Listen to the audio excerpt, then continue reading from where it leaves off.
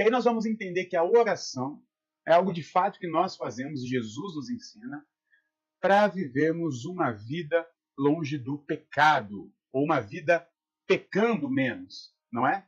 Então a primeira coisa que a gente precisa entender é o que é pecado. A gente precisa entender o que é pecado. Porque você ainda pensa, ou algumas pessoas ainda pensam, afinal é assim, que a teologia ensina de forma sistemática que pecado é quebrar regras. E até então não está muito errado. Pecado é quebrar regras, ok. A questão é, quais regras?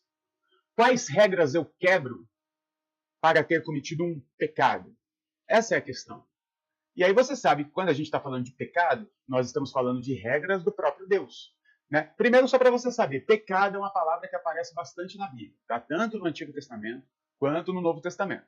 Só na carta que o apóstolo Paulo escreve à igreja em Roma, a carta aos Romanos, inclusive tem um texto que nós vamos ver aqui, essa palavra pecado, que no Novo Testamento é a palavra hamart, com H, hamart. Ela aparece mais de 50 vezes, só na carta aos Romanos. No Antigo Testamento a palavra é petia, escreve P-E-C-H-A, petia, que também é pecado, tá? Que é traduzida para nós como pecado. Mas a questão é, quais são esses termos? Bom, é a mesma palavra do hebraico e o seu equivalente no grego, petia e hamart, que tem a sua origem quando um arqueiro, num jogo olímpico, num jogo de arco e flecha, ele tinha a melhor flecha, o melhor arco, ele treinava a vida toda para aquilo. E aí no dia da disputa ele vai, ele pega aquilo, ele mira, e aí ele solta, e o negócio vai 15 centímetros ao lado do alvo. Tinha um alvo pintado de vermelho, e a flecha vai a 15 centímetros. E aí todos diziam, ele pecou. Ele errou o alvo. Ele fez de tudo para acertar o alvo, mas errou.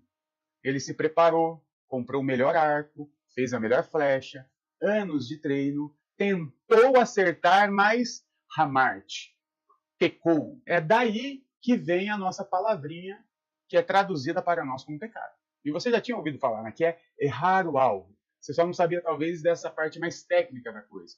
Então, a primeira coisa, pecado é um erro. Pecar é igual errar. É isso. Na Bíblia, no Novo Testamento, toda vez que tiver a palavra pecado, é só você trocar pela palavra erro. Tá tudo bem. Tá certinho. Pecado é erro. Agora, fala a verdade, com toda a paz no coração. Por mais óbvio que seja o que eu disse até aqui, você não tinha parado para pensar nisso, né? Comenta para mim agora, você faz favor? Tanto você que está ao vivo, você que está assistindo isso gravado depois, você já tinha parado com essa tranquilidade? Pecado é um erro. É. Então, se Jesus cometeu algum erro, lá na Bíblia vai estar que ele pecou. Lógico, Jesus não pecou, depois a gente conversa sobre isso. Se Jesus falou, se em algum momento alguém escreveu, aquele cara lá cometeu um erro, vai estar lá que ele pecou. Não significa que ele ofendeu Deus ou que não, mas ele cometeu um erro. É erro, cometeu um erro. Errou o alvo. Foi servir água, serviu vinho. Pediu água com gás, trouxe água sem gás. Você pediu um café, quer ver? Ah, eu peço um café, o café já vem adoçado, mas eu amaldiçoo até a mãe. Não coloque nada no café que não seja café. Se eu não te pedir açúcar ou adoçante, você fala, ó, tá aqui o seu café, tem açúcar, tem adoçante. Eu escolho. Não me venha com café doce que eu te ofendo na cara, hein? Ok? Te peço um café, você traz o café doce. Pecou. Pecou contra os céus e contra mim. Cometeu um erro. Pecou. Errou. Simples, né? Primeiro passo simples. Diz para mim. Sobre pecado ser sinônimo de erro, nunca pensei sobre essa perspectiva. Pois é. E é justamente isso. E aí é óbvio, tem erros e erros, né? Você colocar açúcar no meu café, você vai cometer um erro. E por mais que eu brinque, nada, né? Agora, você cometer um erro que possa, de fato, ofender alguém, ou machucar alguém, ou enganar alguém, ou cometer erros ainda mais graves que pode, de fato, ferir alguém, interromper a vida de alguém, cometer erros que façam pessoas ter danos. Bom, e aí tem erros e erros, e essa aqui não é a minha ideia de ficar mensurando o tamanho de erro aqui. Mas pecado é erro. E é assim que a gente entra no Antigo Testamento. É assim que a gente começa o nosso rolê. Quando você pega o seu Antigo Testamento, você vai ter lá, sobretudo, lá no Pentateuco, sobretudo, acumulado bastantinho ali em Levítico e depois em Deuteronômio, as leis. As leis. As leis que foram escritas por Moisés para que aquele povo cometesse menos erros. Então era o povo que estava começando a se formar, saindo do Egito, né? As leis começaram meio que a ser formadas já dentro do Egito, mas assim, de forma institucional, que foi para o monte, e tem 10 mandamentos, e vamos começar a escrever, e vamos organizar o nosso povo socialmente, e para isso nós precisamos o quê? De regras. Porque eles não viviam um anarquismo, eles viviam uma teocracia. Então nós precisamos de regras. Então vamos lá, gente. Cometer um erro, eu anoto aqui, porque é assim que nós escrevemos leis, né? Se tem lei, tem precedente, não é isso? Então vamos lá. Opa! Olha lá. Moisés andando no meio do povo, o próprio Moisés andando, aí ele vai e pisou em bosta, pisou em fezes humanas, porque o pessoal cagava lá no meio de todo mundo mesmo. É. E aí ele falou, não, isso não pode acontecer. Imagina Deus andando aqui de madrugada, pisando no cocô das pessoas. Terrível. Quando vocês estiverem no meio do arraial e quiserem fazer cocô, afastem-se tantos metros. Pois é, isso está na Bíblia. Está lá no Antigo Testamento, bonitinho. Porque era um erro cagar no meio das pessoas. Então, se você cagasse no meio das pessoas, você ia cometer um pecado. E está lá na Bíblia. O que eu estou querendo dizer? Que as leis eram para fazer o povo cometer menos erro. Desde cuidado para não cagar no lugar errado, não mata o irmãozinho, que é pecado. Não pode matar o amiguinho. Não pode estuprar a mulher do amiguinho. E aí tem outras leis também que eu fico pensando nas possibilidades de precedentes. Né? Tem uma lei que Moisés escreveu que é o seguinte: se dois homens estiverem brigando e a mulher de um deles vier por trás e agarrá-lo pelo saco, apertar os bagos, não tenha piedade, corte a mão dela. Está na Bíblia, eu juro por Deus, está na Bíblia. Não é na Bíblia, não, na sua Bíblia, tá bom? Moisés, em algum momento, ele viu ou vivenciou essa experiência em que dois homens estavam tretando, provavelmente um estava melhor na esquiva que o outro, estava dando a surra. A mulher falou, vai matar o Ezequias.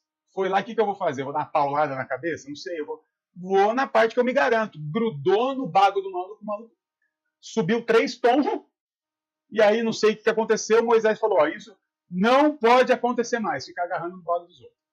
Se alguém agarrar no bago dos outros, corta a mão dela. Está na Bíblia, está no Antigo Testamento. Desde coisas assim que eu estou falando aqui com um cunho de graça, mas a gente está falando de mulher que é na mão decepada. Mas a gente pode descer o nível ainda, tá bom? Tem uma lei no seu Antigo Testamento que diz exatamente o seguinte: quem tiver um filho rebelde, beberrão, e você chamar a atenção dele e ele não quiser te obedecer, leve ele em praça pública, chame os anciãos da cidade e todos apedrejem ele até a morte. Não aceitem o mal no meio de vocês. Graças a Deus. Dá um glória a Deus aí para a palavra do Senhor, mandando o povo apedrejar o próprio filho. Quantas pessoas você acha que apedrejou o próprio filho baseado na santa palavra do Senhor? Pode ter certeza que foram centenas, milhares de pessoas apedrejaram o próprio filho em praça pública. Não só que não tinha uma lei dizendo que isso era pecado, como a vontade do próprio Deus era que você apedrejasse o filho até a morte. Nesse caso, não apedrejar o filho que era pecado. Não, eu gosto de falar assim, para ver se desce, para ver se você começa a ficar um pouco indignado, para ver se finalmente uma chave vira na sua mente, em que não existe uma lei escrita que vai dar conta de reger um povo, transcendendo milhares de anos. A lei que é atualizada diariamente, anualmente, ela já é cheia de falhas. Agora, tentar trazer uma lei de 5.000 anos atrás, direto para os dias de hoje, vai lá apedrejar seu filho, rapaz. Você está falando aí, você está tentando guardar o sábado, e eu não estou aqui ofendendo meus irmãos adventistas, não, tá? Peguei só uma, como todo evangélico tenta pegar a lei do Antigo Testamento. Está pedindo dízimo na sua igreja? Você está criticando quem tem tatuagem, porque Levítico fala que marcar os corpos, não sei o que, não sei o que. Você está usando o Antigo Testamento para basear alguma coisa da sua conduta?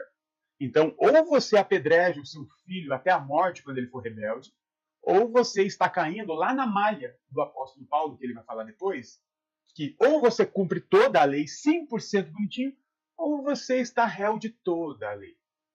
Então, tudo isso para a gente já passar pelo Antigo Testamento e entender que isso não deveria ser discutido.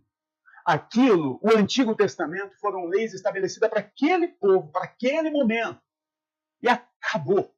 Serve apenas de cunho histórico para a gente ver o quão absurdo eram aquelas leis. E para a gente ver o quão brilhante Jesus era. Porque Jesus vem numa sociedade em que essas leis absurdas estão em vigor. E não só leis absurdas, mas, e aí sim, leis absurdas em nome de quem? De Deus. Afinal, quem escreveu a lei? Moisés. E em que regime eles estavam? Numa teocracia. E você precisa entender a diferença de teocracia e democracia, caso você não saiba.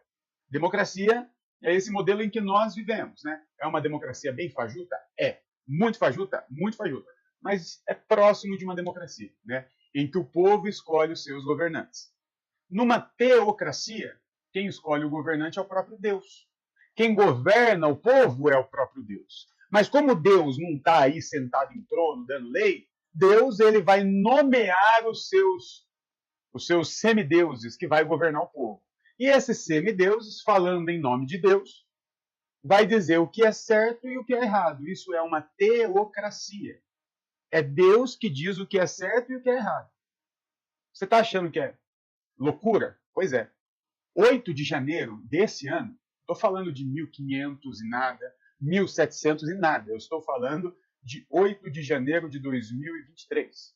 Estou falando há menos de um ano atrás, quando um bando de babaca invadiu o STF, a Câmara, aquela coisa toda, cagaram na mesa do Big Alex, porque eles queriam o quê? Uma teocracia.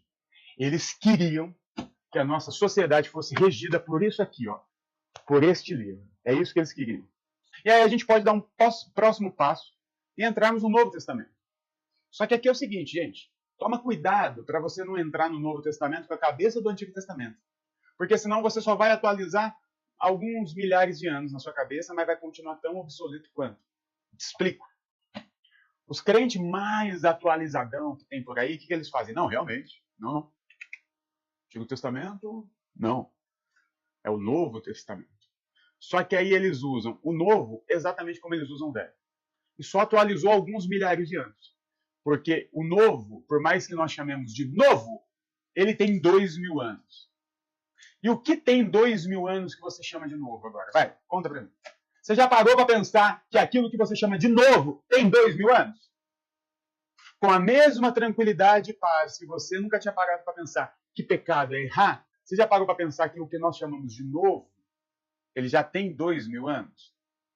Ele continua novo? Ou cabe a nós renová-lo a cada momento para que ele continue sendo um novo testamento? Boas novas do Evangelho. Porque senão, o que eu estou querendo dizer? A gente entra no Antigo Testamento, e aí realmente, no Antigo Testamento, nós não temos nenhuma lei mandando apedrejar o próprio filho. Graças a Deus. Que isso? Não. O pessoal do Antigo Testamento era mais evoluído, né? Nós temos só apenas assim, mulheres, fiquem caladas, não fale nada. Se você falar, você vai poder ser apedrejada. Tá vendo? O pessoal evolui mais, né? A gente não mata mais filho, não. É só as mulheres. Que isso? Pelo amor de Deus. Aqui não. Foi tempo que a gente matava os próprios filhos. Agora a gente só apedreja mulheres. Mulheres adúlteras, mulheres que falam. Não. Então, assim, o pessoal do Novo Testamento não era muito diferente do pessoal do Antigo Testamento. As leis, há 2000 anos atrás, elas eram tão absurdas, pensando na ótica de hoje, quão olhar as leis de 5000 anos atrás. O que eu estou querendo dizer? Não adianta a gente entrar de cabeça no Novo Testamento procurando um livro de regras. Porque se a gente procurar, a gente vai encontrar. Só que vai ser um livro de regras obsoleto. E aqui eu entrego a chave hermenêutica para você entender essa parada toda. O Novo Testamento não começa com um novo livro de regras. Quem vai escrever regras é Paulo. Paulo é cheio de escrever lista. Ele escreve lista em Romanos, ele escreve lista em Coríntios. Pedro vai fazer listinha. Mas sabe como começa o que nós chamamos de Novo Testamento? Com o nascimento de uma criança. Com o nascimento de um menino. O nascimento de Jesus. O Novo Testamento não é o que está escrito após Jesus. O Novo Testamento é Jesus. É a vida de Jesus. O Novo Testamento não é um novo livro de regras com algumas centenas de anos de atualização. O novo livro de regras, o novo mandamento, é uma vida em que viveu e que foi vivida. E foi vivida em meio àquelas regras estabelecidas. E para viver como Jesus viveu, inclusive ele teve que quebrar a maioria daquelas regras. Viver o evangelho do reino de Deus não tem nada a ver com cumprir um monte de regras, de doutrinas, de leis. Sobre o lance de que nós entendemos ainda que pecado, um vírus que a humanidade contraiu lá em Adão e Eva. Então todos nós nascemos pecadores. Independente do que faça, você já é condenado, pecador, e é por isso que você vai para o inferno. E não é isso que o texto de Gênesis apresenta, né? Quem está fazendo agora entendi. Nós acabamos de sair dessa cosmogonia. Não é isso. A serpente, inclusive, ela é apresentada como a mais inteligente dos animais criados pelo próprio Deus. A serpente não mente para o casal, ela dá a informação completa. A serpente fala assim, o que é que vai acontecer se vocês comerem? Vai morrer. Não, vocês não vão morrer. Vocês só vão ser conhecedores agora do bem e do mal. E aí o que a mulher fala? Não, eu quero ser conhecedora do bem e do mal. Aí eles comem do fruto, e qual é o diagnóstico do próprio Deus? Agora que eles são como nós, conhecedores do bem e do mal, ou seja, quando eles comeram, eles não morreram, eles se tornaram conhecedores do bem e do mal. O ato de comer o fruto é uma poesia falando das nossas escolhas, e de poder romper o tempo todo para conhecer o bem e o mal. A vivência da humanidade não vai ser dentro de um jardim super protegido por uma entidade cósmica. Isso seria um cativeiro. A teologia fundamentalista ela é burra na sua essência, porque ela acha que Adão e Eva, dentro da narrativa de Gênesis capítulo 1 e 2, eles eram livres. Não, eles não eram livres, eles não podiam comer daquele fruto. Eles não podiam fazer algo. Se você não pode fazer algo, você não é livre. Agora, entendendo que pecado é erro, todo erro é pecado, quais pecados, de fato, eu devo me preocupar? Porque Jesus não está preocupado se você vai colocar açúcar ou não no meu café. Jesus não está preocupado se você pediu uma água com gás e veio uma água sem gás. Então existem erros que não vai alterar nada. Agora, existem erros que sim, alteram e muito. E aí esses que nós precisamos compreender e descobrir quais são esses erros que de fato serão taxados de pecado na nossa teologia. Já que pecado é cometer erro, então todo erro é pecado? Sim, de forma técnica é. Mas quais são os pecados que a oração vai me ajudar a evitar? É evitar pôr açúcar no café? Não. A oração vai evitar os pecados que Deus se preocupa. E é isso que a gente vai entender a partir de agora, a cada dia.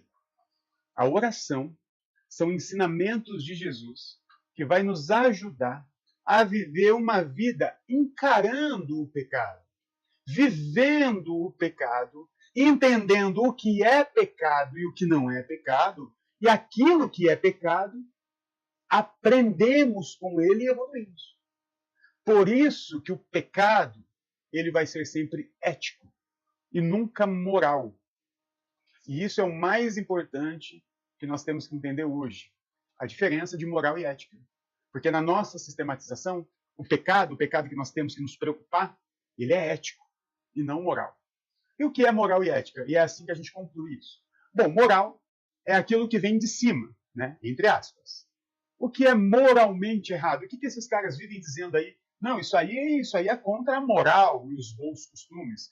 Moral de quem e bom costume de quem? Essa é a pergunta. Bom, quem estabelece a moral? Quem estabelece a moral é a religião. Ou melhor, quem estabelece a moral é Deus. Mas como Deus não está assinando o termo com ninguém, não está escrevendo nada, É a religião que fala em nome de Deus. Então é a religião que determina o que é moralmente certo e moralmente errado. E como a religião faz essa determinação? A partir da interpretação dela, da religião, da própria Bíblia. Nós já aprendemos que em algum momento era moralmente errado cagar no meio do povo, porque Deus podia pisar. Em algum outro momento era moralmente errado uma mulher grudar nos bagos do cara. E naquele mesmo momento era moralmente errado não apedrejar o filho. Naquele momento a moral foi estipulada daquela forma. E nós já entendemos que nós não podemos pegar essa moral e tentar aplicar nos dias de hoje. Porque a moral ela é estabelecida. E se ela é estabelecida, quando nós evoluímos, quando a sociedade evolui, a moral fica obsoleta. Então não é a moral que vai dar conta de dizer o que é certo e errado, e sim a ética. E quem determina a ética? Já que quem determina a moral é Deus, é a religião ou os religiosos, é aqueles que falam em nome da religião. Então quem determina o que é certo e errado para grande parte dos evangélicos? O Malafaia. Se o Malafaia faz uma pregação dizendo que isso é certo e isso é errado, ele está falando em nome de Deus e os discípulos dele, aquelas milhares de pessoas que financiam o império dele, vai falar, viu? É errado votar no Lula, é certo votar no Bolsonaro, é isso que Deus quer. E qual é a ética? Já que a ética não tem essa hierarquia de Deus, religião e os cabeças da religião, já que não é um negócio que vem de cima para baixo, quem determina a ética? Bom, a ética é algo horizontal. A ética não é algo que é estabelecido, é algo que é pensado. A ética é pensada por todo o grupo e aí nós entendemos, a partir das nossas relações, o que é bom e o que não é bom. Aí eu vou dar um exemplo clássico dentro da fé cristã, da teologia, que infelizmente é muito batido, né? Mas todo mundo vai se identificar de alguma forma. Ou você já esteve na pele de quem sofreu isso, ou você já fez alguém sofrer isso. Os evangélicos com os nossos irmãos LGBTs é muito simples, tá errado. Por que que tá errado? Se você perguntar, por que que tá errado? É abominável aos olhos. A pessoa que está lendo isso, ela nem sabe por que que é errado. Ela nunca parou para fazer uma reflexão assim, mas peraí, o que que isso afeta a minha vida? Isso vai mudar algo em alguém? Se aquele homem, na madrugada, está transando com aquele homem, ou se aquele homem, na madrugada, está transando com aquela mulher, isso mudou o que na minha vida, na sociedade, que afetou a minha finança? Afetou o clima? Furou o buraco da camada de ozônio? O que está acontecendo? Não, não tem motivo. É só moralmente errado. Porque Deus falou. Não tem motivo, não tem motivo, não tem base científica, não tem dado. É só estar errado porque Deus falou. Jesus é totalmente contra essa moral estabelecida. Jesus, ele propõe uma ética. E se tem um texto que deixa isso bem claro, é naquele encontro de Jesus com a mulher que é chamada de mulher pecadora. Os fariseus, os mestres, eles trazem uma mulher. E a situação é a seguinte, aquela mulher foi pega em flagrante, em adultério. De acordo com a lei estabelecida na época, não apenas uma lei religiosa, a legislação, ela deveria ser apedrejada até a morte. Então nós temos ali a moral estabelecida e a vida da mulher estabelecida. A moral dizia que a vida da mulher deveria acabar. E para a moral da época, não é a sua moral. Você não tem que ler isso com a sua cabeça. Você tem que ler isso com a cabeça de Jesus, que estava dentro daquela moral e que inclusive estava sob aquela lei. Aquilo era lei da época. Assim como diz que você não pode dirigir embriagado, assim como diz que você não pode fazer 1 milhão de coisas que nós não podemos fazer de acordo com a nossa lei, aquela mulher tinha quebrado uma lei e ela sofreria a pena capital por causa daquilo. Jesus vai, lógico, livra aquela mulher das garras daqueles religiosos e no final ele fala a frase: vai e não peques mais. Que até agora na sua cabeça é, tá bom, não mata ela agora não. Mas não vai ficar de putanhagem também não, senão na próxima eu que te dou uma pedrada na cara. É assim que os evangélicos lêem esse texto. Te dei uma moral agora, mas na próxima eu te arrebento. Vai e não peques mais. Quando você entende que o pecado é um erro, e naquele caso o erro estaria acabando com a vida dela, Jesus fala o seguinte, olha, vai e toma cuidado. Não faz mais isso. Na próxima, eles podem te matar. Eu te salvei dessa, na próxima eu não vou te salvar, eu não vou estar aqui. Então vai e salva a sua vida. A preocupação de Jesus não foi com a moral, não foi com a lei, não foi com a religião. Foi apenas com a vida da mulher. A nossa preocupação como discípulo de Jesus não é com lei, não é com moral, não é com regra e não é com Bíblia, mano. Não é com a Bíblia. É com o caráter de Jesus. A nossa preocupação como discípulo de Jesus não é com esse texto. Porque esse texto, inclusive, manda você matar o seu próprio filho. Mas a sua obrigação como discípulo de Jesus é entender o caráter de Jesus, que sempre pensa a sociedade de forma ética e não moralista. E assim a gente entende o que é pecado e o que não é pecado. Amém, igreja? A partir daqui, nós vamos entrar amanhã em dois conceitos muito bacanas, que provavelmente é um pouco confuso na sua cabeça. Vida eterna e reino de Deus. Nós vamos entender que vida eterna é um estilo de vida daquela pessoa que já vive o reino de Deus.